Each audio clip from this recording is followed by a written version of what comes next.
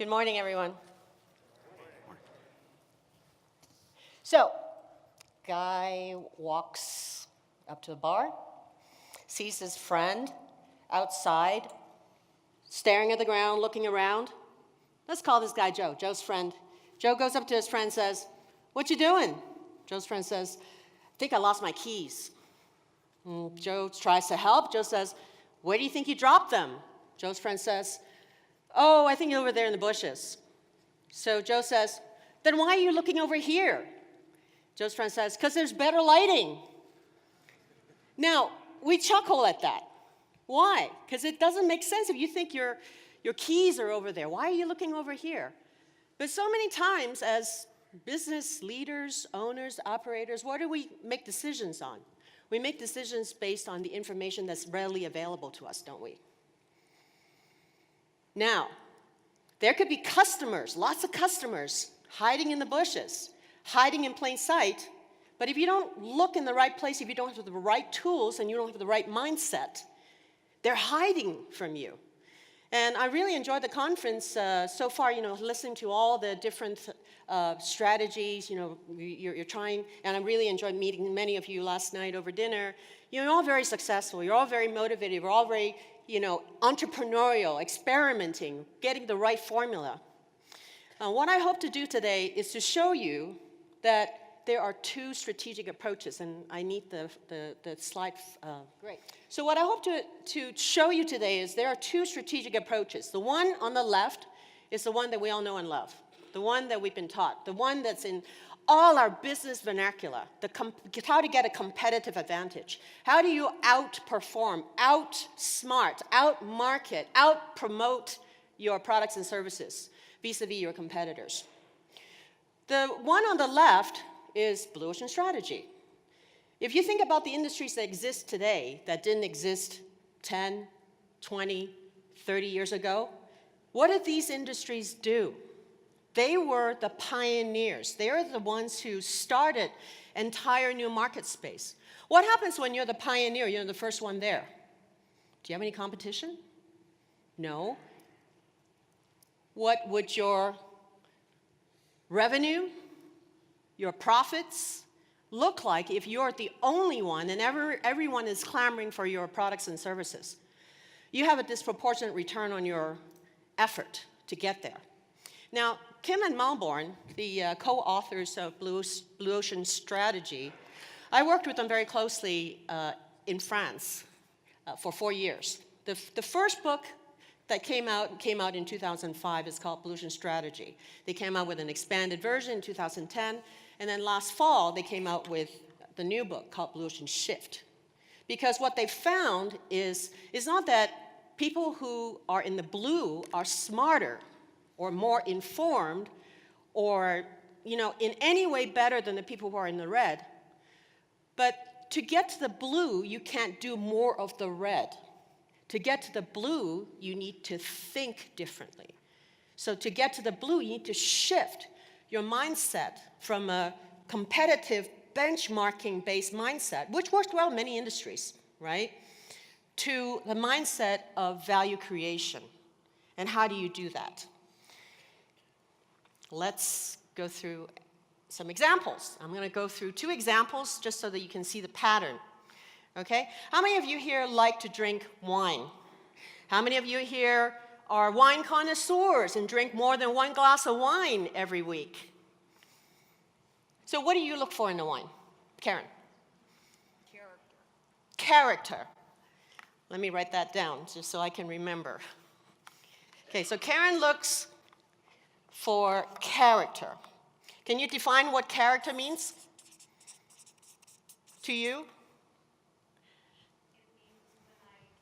Somebody have a mic? I want everyone to hear what she has to say. Oh, I can just repeat it. Something. It means that when I smell it. When you smell it. When I swirl it. When you swirl it.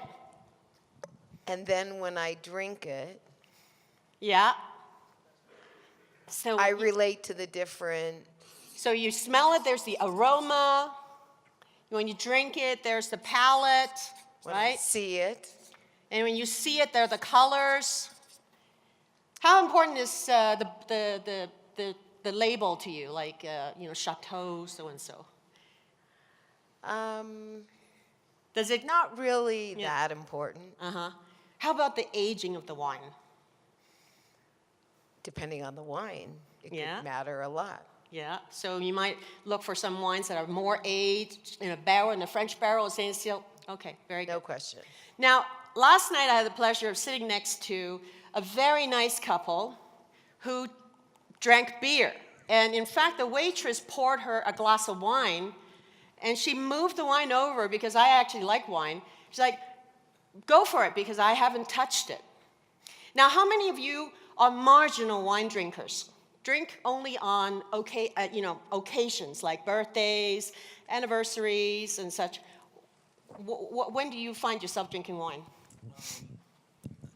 Generally, when we're going out to dinner with friends or clients, and we break bread and have a bottle and share it. Great. What other alcoholic drinks do you prefer over wine if you're not drinking wine on a regular Definitely basis? a vodka person and a beer person. A vodka and a beer. Now, let's say you're taking out your clients, and you have been asked to pick the wine off the list. What is your first reaction? Sweating bullets? No. Seriously? You're sweating and like, oh, Well, man, it's I hard want to to please impress these people. Yeah, it's I don't hard want to to pick please. a dumb wine. I don't want to pick a wine that everybody's going to say, that's a dumb choice. Right? Yeah, you want to try and please everybody, but it's going to be difficult with a party that you're going out with. So how do you end up choosing wine? I use the expert. You use I tried and use the expert at the you restaurant. talk to the sommelier. The sommelier, How many of you go to a restaurant and you pick wine based on price? The second from the top. I can't go wrong, right? How many of you refuse to drink wine? Yes, sir. Why do you refuse to drink wine? But you drink alcohol, right? What do you drink? Beer and vodka. Beer and vodka. Why do you refuse to drink wine? I just don't like the taste at all. I mean, Don't like the taste. What is it about the taste that you don't like? I think it's bitter. Yeah, it's kind of an acquired taste. It is. Yeah, and how is it that, I mean, if let's say you moved into, or you've got new neighbors, and they invited you over for wine and cheese, and you're bringing the wine, they're supplying the cheese, and you have to go to the grocery store, what do you do? How do you pick the wine? I'd probably ask someone at the store. Yeah, and holding the wine in your hand, you've got the expert advice, right? The person's probably helping you choose the wine, giving you confidence this is good wine. But when you walk in the store and you see all the variety, how does that make you feel? Nervous. Nervous. Nervous, thank you. How many of you don't even think to drink wine? You belly up to the bar, and you're at a conference like this, and they provide free alcohol, so you're not going to order orange juice. How many of you would order anything but wine? Anything but wine. Yes, in the back. What would you order? I would order a beer. You would order a beer. Why would you not even think to order wine? Because, quite frankly, I never acquired a taste for it, and so I've, Never even entered your Never even would even even enter. if it's free. even if it's free. Even if it's free. Let's look at that list that we put up earlier. Character, taste, aging. That's how the wine industry competed, because they were talking to people like Karen, who liked wine, who had a study of wine. So, back in the early 2000s, I guess it was the burgeoning of people who wanted a different lifestyle. But across the 50 states, you could find, all these people making wines in their garages. And so there was an explosion of supply of wine. 60,000 newly approved wine labels every year, massive, just hundreds of great varietals. And what's happening with the industry is there's actually a lot of production and not enough consumption. So in your parlance, in your language, it may be everybody's building amusement parks. There are lots of rides, but there are not enough riders. Or people are building bowling alleys, and there are lots of lanes, but not enough bowlers. So very similar dynamics. The industry was oversupplied. And as you know, executives are well taught in business schools. Well, how do you market? You market by segmentation. So what these winemakers, and because of the case, these are mostly winemakers in Australia. What they did was they, you know, see brands like Lindemans, Rosemont Estate, Wolf Blass, Penfolds. What they did was they segmented the market, kind of like you do sometimes. You know, you've got rides that are for younger kids, rides that are for teenagers, you know, games that are for older kids and adults. They segmented the market of wine drinkers into easygoing, you know, the occasional glass, and then people who enjoy, people who are aspirational, people who are connoisseurs. So they segmented the market. How well do you think it worked? Not very. Market share continued to decline. Now, all those people we talked to who expressed a distaste for wine, people who would only drink wine at special occasions, people who would refuse to drink wine, people who don't even think to drink wine, how much did this list matter to them? Not at all. Oh my goodness, you got it, not at all. Why not? Who are these people? These are the non-customers of the industry. They could drink, but they don't drink because there are barriers, pain points that prevent them from drinking. Now, this is what one of the tools in the book, it shows you the industry basically divided into two segments. You've got the premium segment, you know, the sort of the $20 and above wines. You've got the budget segment, but they were all basically competing in the same way. And if you think about, and I'm not saying there's anything wrong. This is just one way of thinking about strategy, okay? Equally as valid. So if you translate that to how maybe people compete in the bowling industry, how are you competing? You're competing with better food, better lighting, better couches, but in the end, by benchmarking each other, you could end up looking the same.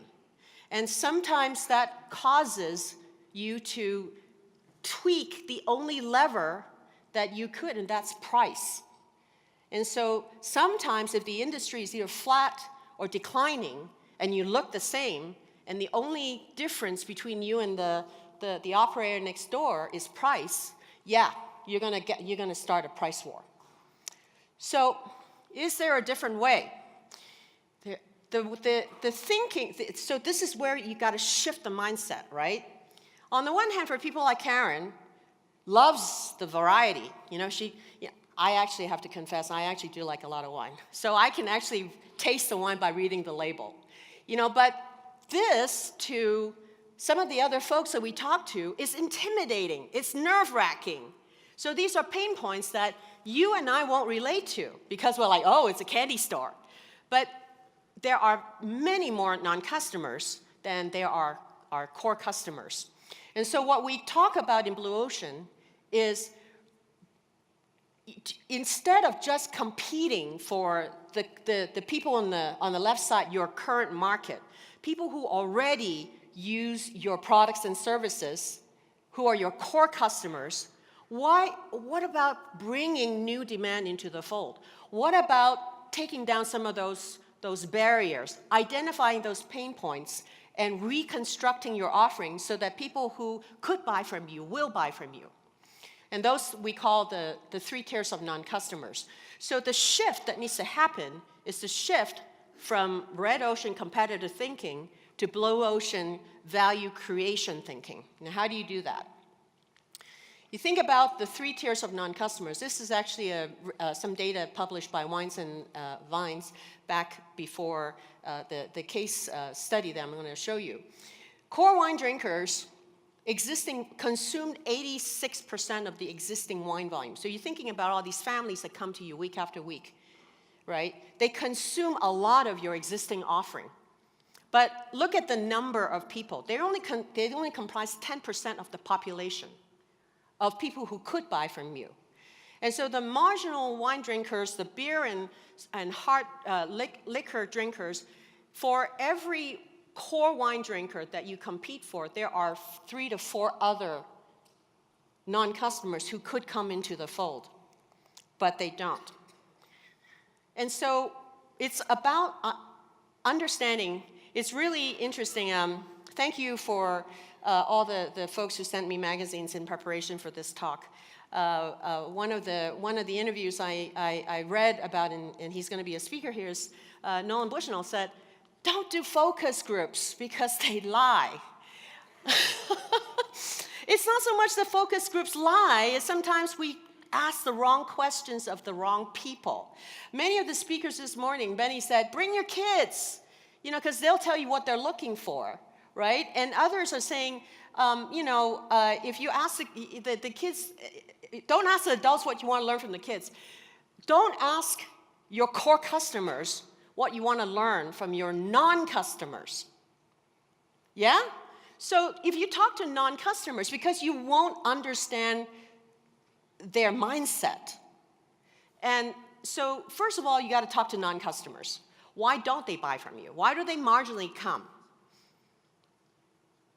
I'm a marginal bowler. I bowl. I grew up with my dad liking to bowl, and so for me, I bowl for nostalgic reasons. When he was still living, I would go and take him to bowl because it's a father-daughter thing. But I don't even think to bowl on other days, right? So talk to the people who don't buy from you. The male beer drinker. Even the female occasional wine drinkers, why don't they like buying from you? You'll hear more and more of these responses, but have we been asking those questions? Or do we just get them to check a box? And so what you find is, regardless of the male beer drinker or the female occasional wine drinker, they've got common pain points. So you're not segmenting anymore. You're actually reducing pain points for large groups of non-customers across the board. These are all pain points that are common to non-customers. And this is an ERRC grid. It's one of the tools that we use to say, okay, if we need to change our existing offering, what do we need to eliminate that may be a legacy factor, that we've always done it this way, but it doesn't add any value or compelling reasons for non-customers to come and visit our amusement parks or our family entertainment centers. What do we need to reduce? In the wine industry, there was so much variety and complexity, it actually caused more pain points. And even though that's how they thought they were providing value, but they were providing value to core customers. They were actually providing pain points to non-customers. What do you need to raise, so that you're not turning customers away? If you have poor lighting, if you have stinky carpet, yeah, probably time to switch that out so you don't chase people away. But replacing the lights and replacing the carpets aren't going to bring new customers in if there's something else keeping them out. Okay? And then what do we need to create that the industry's never seen before so that we can create higher value at lower cost? Now, this is probably one of the industries where there are unlimited options that people could trade across for entertainment. And there's not enough resource in the whole wide world for you to offer every single option for entertainment. And there's not enough real estate to put it on your site anyway. So you got to really understand, for your demographic, for your geography, for your location, who are the non-customers and what's keeping them out. So for this particular group, they were looking for easy drinking. We heard it in the room. It's too complicated. I don't know how to choose. Ease of selection, fun and adventure, something that I can drink on an everyday basis. And then you can reduce all the wine complexity and the aging qualities, because honestly, even as a wine connoisseur, I can't taste the difference between a wine that's been aged 12 months versus 18 months versus 3 years. It's smoother, but for every month that you age the wine, you are tying up enormous capital, because all those French barrels, they cost a lot of money, could cost up to $1,500 per barrel. So instead, what you want is to reconstruct the offering. So you're reducing and eliminating some things that don't have value, but they've always been there. That's how we've always done things. And you're raising and creating new factors, and in some cases, because you're asking non-customers, they'll tell you things that the industry's never provided before. But that to them is unprecedented value. So you're creating a juxtapose of higher value, lower cost. And what happened to Yellowtail? They became the fastest growing brand in the history of Australian wine industry in Australia, but also they're the fastest growing wine in the history of US and #1 importer wine into the US. Now, for wine connoisseurs, we look at this, go, that's not wine. That's not wine, that's juice. But for non-customers, they like it because it's closer to juice and it actually is easier on their palate. There's not that bitter taste, it's sweeter. So if you ask customers, they're gonna tell you one thing, and most likely they're gonna tell you, we want more for less. We want more games for less price. Or when you ask your non-customers, they're gonna tell you an entire new perspective, okay? So let's take another example. Game consoles. How many of you grew up playing games, video games? What do you look for in a video game? Social interaction. Growing up. So this is like, you know, a few years ago. I don't know, just escapism and doing things that I could never do myself. Uh-huh. And what does that look like? Final Fantasy is a great one where you have abilities or powers, things that, you know, it's that kind of builds your ego in different ways. So how important is the resolution to you so that these characters are vivid? And how important is it for you to do all these things and have the computer actually react fast enough so you're not hitting the button and waiting for it to react?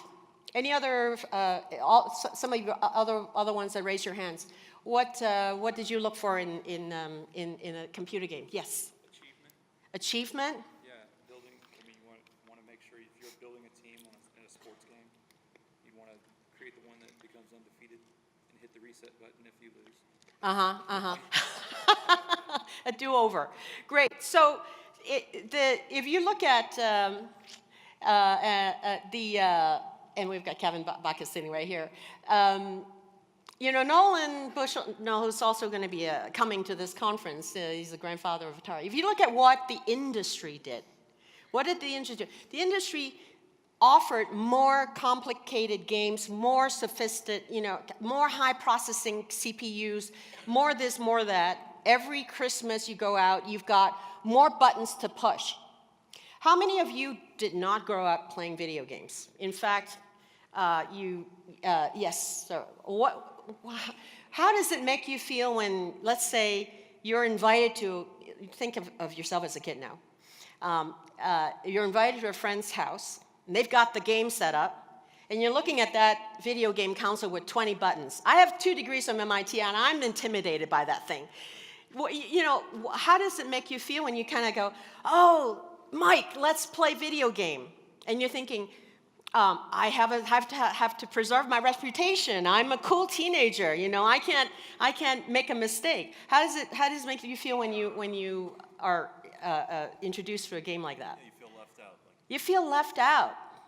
So the more complicated, the more sophisticated, the more it didn't really matter to you because you were feeling like, oh, I'm not part of this. What did you prefer to do as a kid? Play sports? What kind of sports? Basketball, football, baseball. Uh-huh. Outside. So you're very outside activity. How many? Who else refused to play video games, or now refuse to let your kids play video games? Yes, sir. What prevented you from playing video games, or why do you refuse to let your kids play video games? I don't refuse to let my kids play video games, but I never had interest. Uh-huh. I was like the other gentleman outside. Outside playing. I can never figure out Yeah, I can't. Right. do when, and Right. it makes you feel a little inadequate. Right. I just never really enjoyed it. It's not fun. Right, it wasn't fun. It's supposed to be fun, right? This is supposed to be fun and adventurous and cool. And, you know, again, if you don't talk to non-customers, you're not going to understand the pain point. I taught this course at INSEAD, which is the second largest business school in the world when I was working with the Blue Ocean Strategy folks. There's an INSEAD Blue Ocean Strategy Institute in Fontainebleau, France, and that's where I developed a lot of these courses. The students there, you know, they're in their 20s and 30s. They go, oh, there's no such thing. Why wouldn't you be able to put together a game console? But if you talk to customers in, you know, kind of older generation, they're looking at a black box. They're looking at all these wires. They don't know, you know, what to plug into where.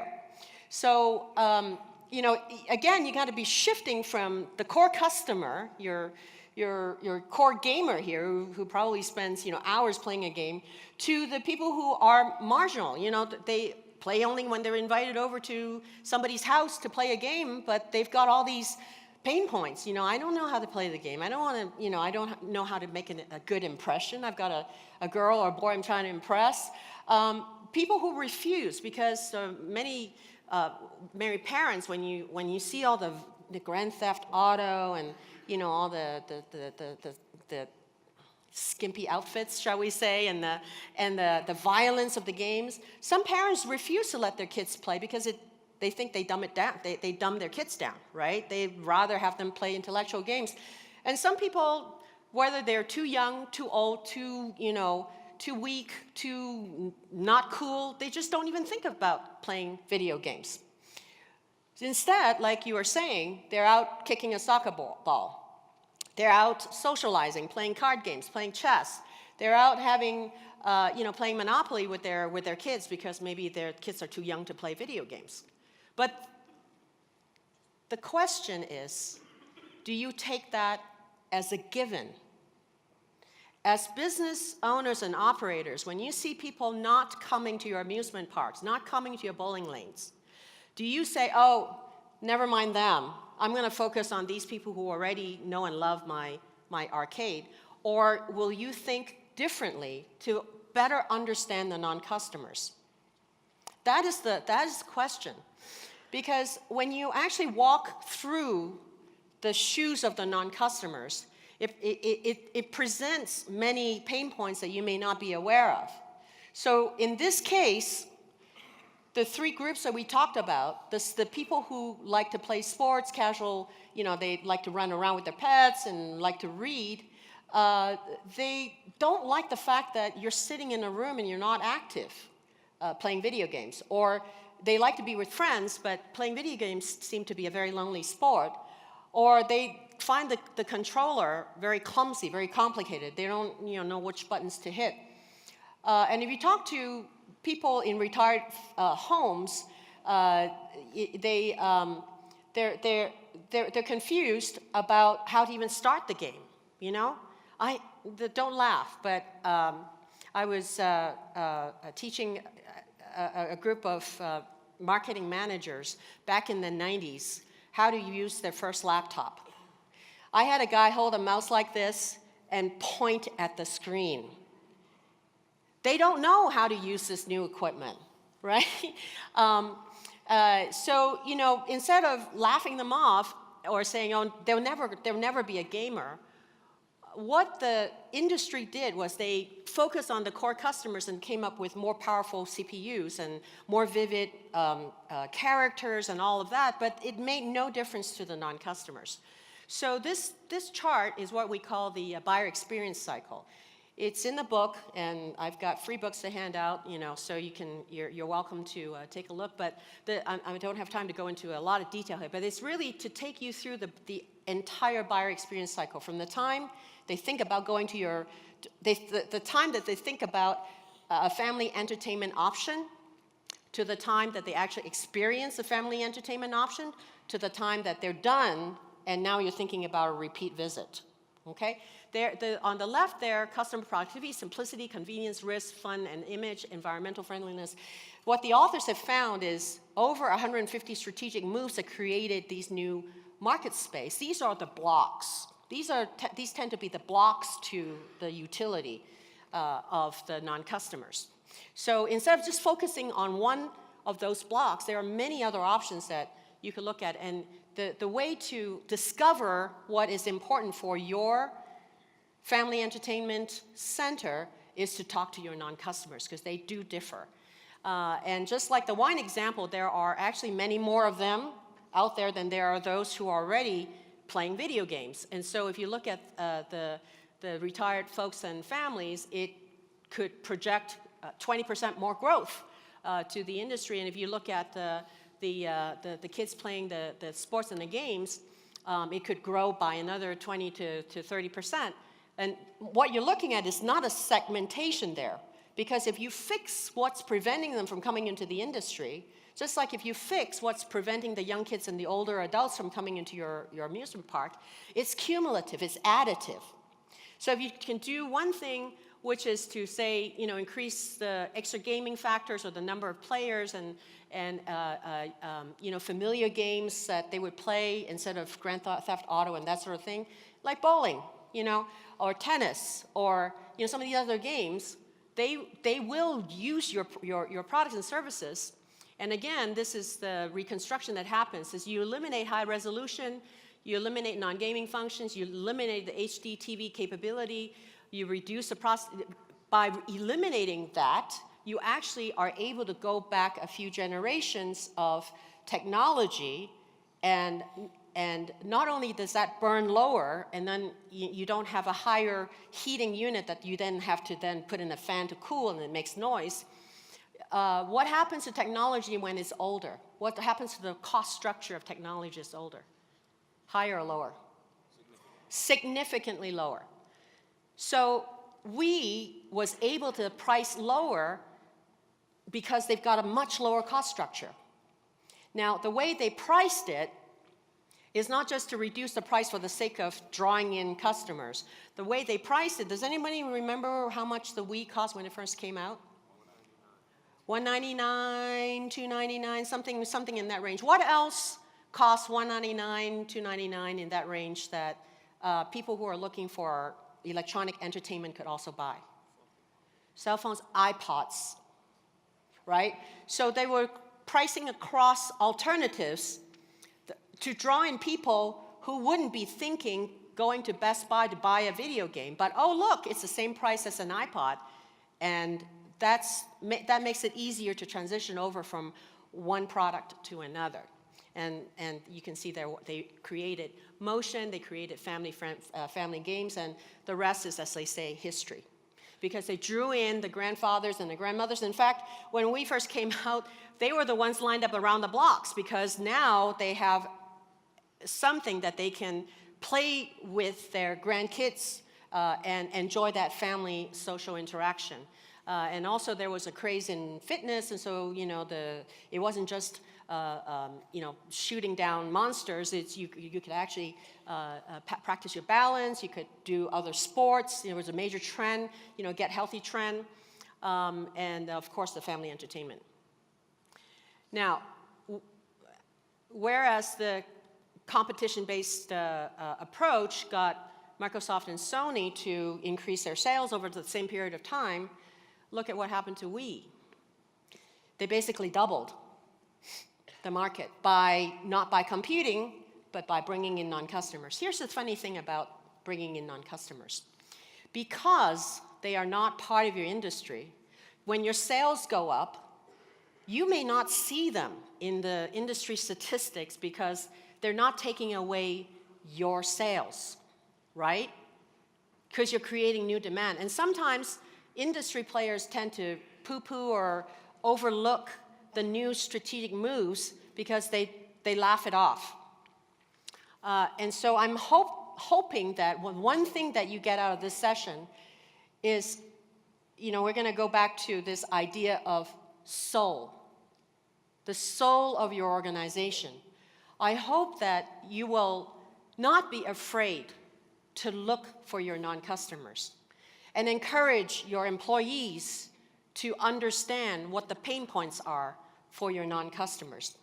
Now, many of you are not destination family entertainment centers. You rely on something else to draw in the crowds. You might be next to casinos, you might be next to famous restaurants, you might be situated next to other attractions that bring foot traffic, and then, oh, by the way, it's a long wait, we'll go play some games. Now, if you think about it, all those people going through the other attractions, are they all coming to you? And why or why not, right? So you gotta think of not just how do I get the customers who are already in my entertainment centers to buy more from me, stay longer, pay more money. But what is preventing the grandmother? Do I want to just let that grandmother sit at the bar and drink some coffee or eat a sandwich while she watches the grandkids play? Or can I bring that grandmother into the mix? You may not be able to do it today because the games are not designed for that grandmother, just like the gaming consoles back in the day were not designed for the older generation. But it starts with asking questions. Now, when people say, you got to think out of the box, I always say, where's the box? Well, it turns out that there are 6 traditional boxes or boundaries that keep us in the same mindset. How many of you flew here to this conference? All right, I don't want you to think about it. You're the CEO of American Airlines. Who's your biggest competitor? Delta. Delta. Who's your next competitor? I don't know, US Air. US Air. What did he name? Other airlines. Is that the only way to get from point A to point B? You could, if you are going to a, if you're going but that's exactly, this is a very typical reaction. I have spoken to audiences around the world, London, Ontario to London, England, even the Arctic Circle. I was telling some of you I've been to Santa Village and down to Bangalore, India. I get that same response because we are so trained to think within the same industry. Now, Southwest, they didn't look to other airlines. What did they look to? It's a regional airline. What did they look to? Back in the day, back in the 70s, the buses, private cars, other modes of transportation within, but that are outside of the airline industry, but it got people from place to place. Now, when would you trade off between these various modes of transportation?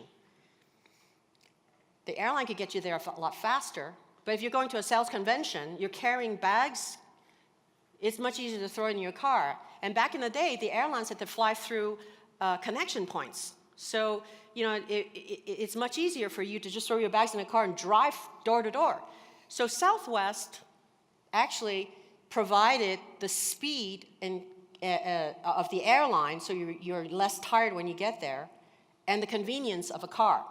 So they combined across different industries to come up with, it doesn't mean that they went into the busing, bus transportation business, but they took what people were buying from the car and the buses and put it in the airline industry. Another example, the minivan, Lee Iacocca. Do you know that when Lee Iacocca proposed a minivan idea to Ford when he was there, what was the reaction he got? They tore up his plans because Ford was afraid that the minivan was going to cannibalize their car and van sales. So going back to the soul of your organization, are you afraid to ask the non-customers because the new information may cause you to do things differently? Are you listening? Or are you able to adapt to new changes? Oops. Okay, well, anyway, before that, I wanted to actually talk about another example in the same strategic groups. Bowling. When I was preparing for this, I looked up virtual bowling to see if someone has tried to incorporate the electronic version of bowling into real bowling. And all I found was this virtual bowling, which didn't really make any sense to me. But by definition, what are you calling yourselves as an industry? You're calling yourselves out of home entertainment. So by definition, what are you excluding? You are excluding your own involvement in the home, right? So is there any way that the two strategic groups could cross over? Could you bring the excitement and the ease of gaming in you know, a Wii bowling to real life bowling. At dinner last night, I was talking to two of the participants here, and they said, I think you might be onto something because, hey, I've heard of this new place called, Mark, where are you? Is Mark in the room? Mark, yeah. What was that place called? Top Golf. Top Golf. Hey, they combined the fun of video gaming and put it into a driving range. I'm not saying that's a blue ocean, but here's an example of somebody who actually took the two boundaries of home entertainment and tactile, the benefits of a tactile. I mean, yeah, you know, this gives you some satisfaction when you bowl, but it's not the same as holding a bowling ball, and you know, so this gives you some satisfaction of golf, but it's not the same as actually hitting the golf ball. So what they did was they combined, right, the best of two strategic groups. Another is the chain of buyers. The example here is Novo Nordisk in the book. So this is an insulin product. And so all the sales executives for the pharmaceutical company were marketing to the doctors because they thought that the doctors would make the decisions on what to give the patients for diabetes. But back in the day, you had to deal with a syringe and a vial. How many of you know people who have diabetes?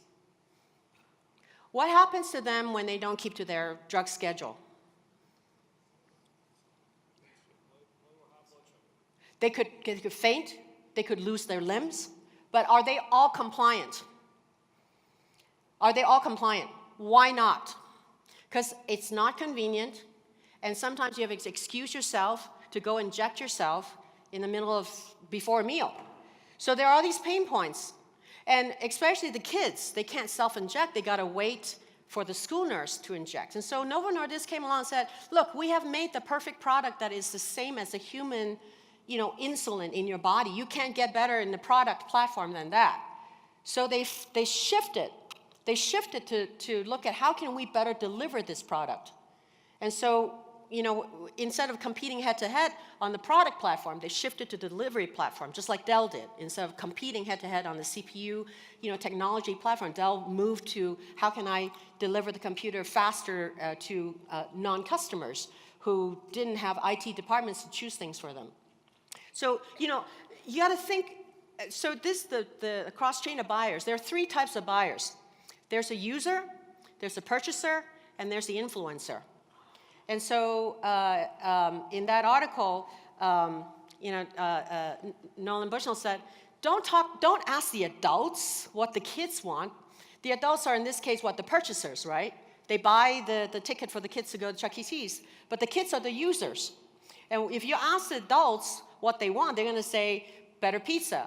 But better pizza is not going to bring any adult to Chuck E. Cheese, but because they might have pizza somewhere else.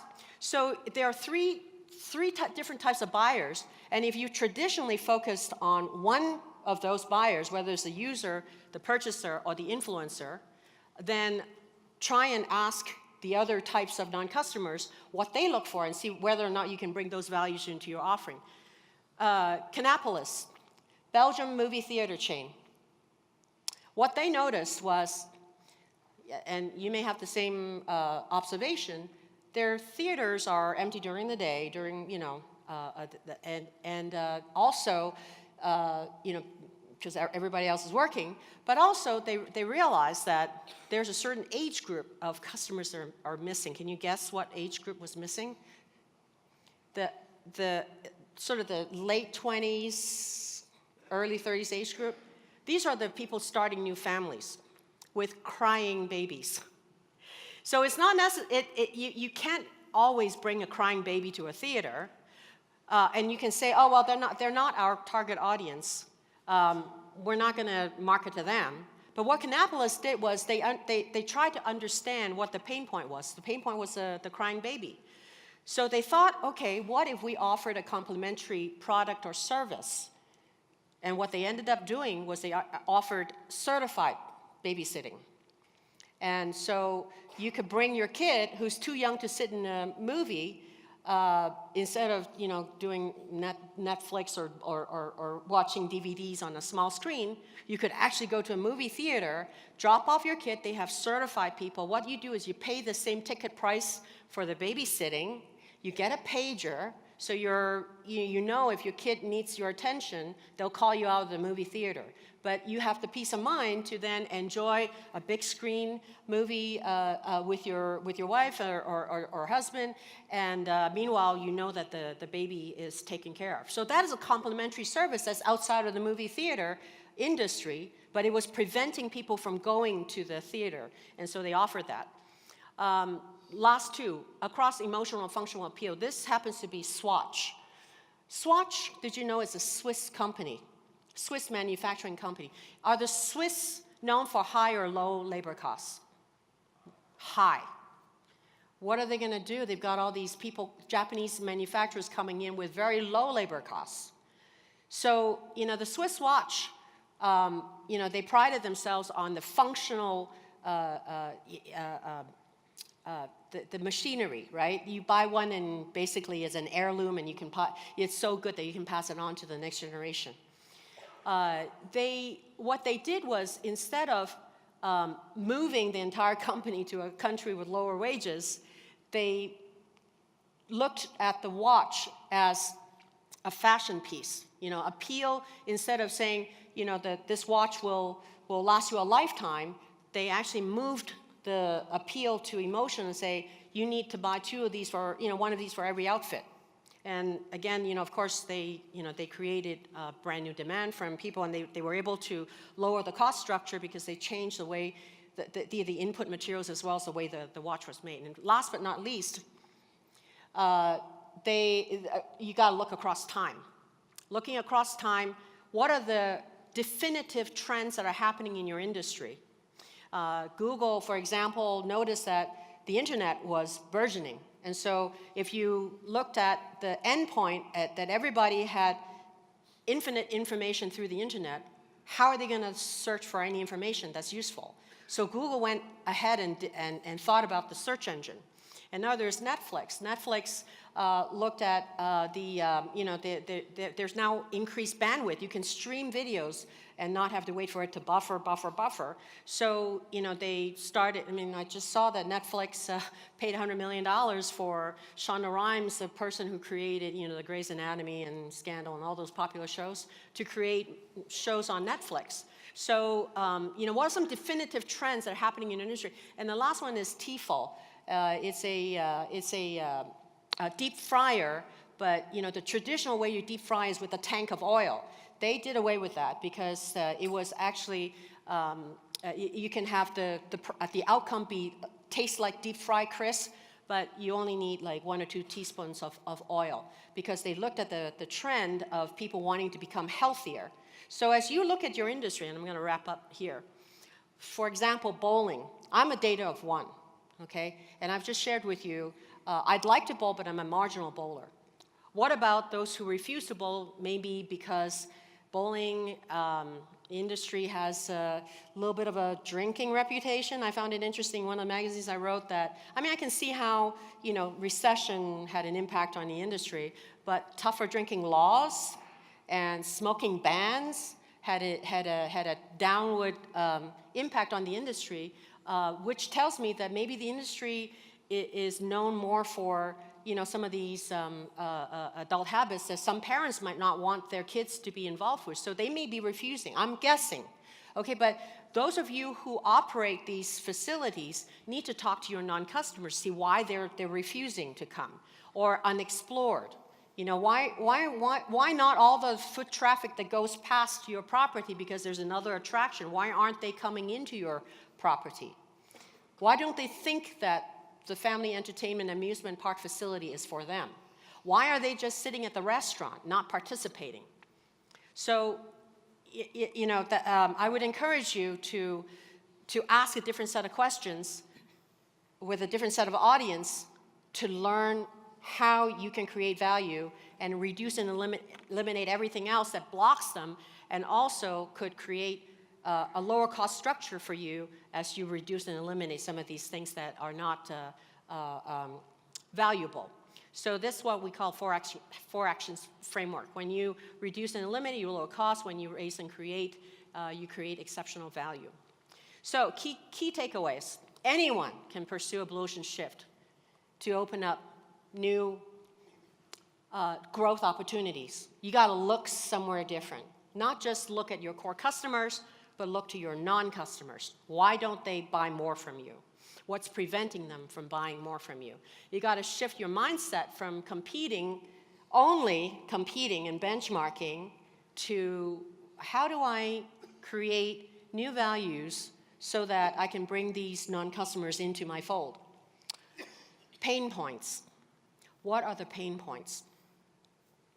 It may not occur, here's another part of the conversation last night. I was saying, one of my pain points in going to a bowling alley is, I used to have my own equipment, but, one of my pain points, I can never find the right ball. I want to enjoy the experience. I don't want to just squeeze my finger into a ball with the holes are too small or it's too spread apart or the ball's too heavy. And so the response was, oh, well, people share balls anyway. Well, that's from one perspective, that you might be thinking, oh, well, they don't mind sharing balls. But if you ask a non-customer like myself, I would tell you, I don't want to share balls, because then somebody else is playing and I got to wait for that ball to come back. If I'm sharing balls, I got to wait for that ball to come back before I can take my turn. I don't want to share balls, but I'm forced to share balls because I can't find the ball that makes my bowling experience an enjoyable one. So you gotta ask the non-customers and look across traditional boundaries, the 6 that I showed you, and then to create new value and then reduce and eliminate everything else. Everyone, please, a big round of applause for Katrina.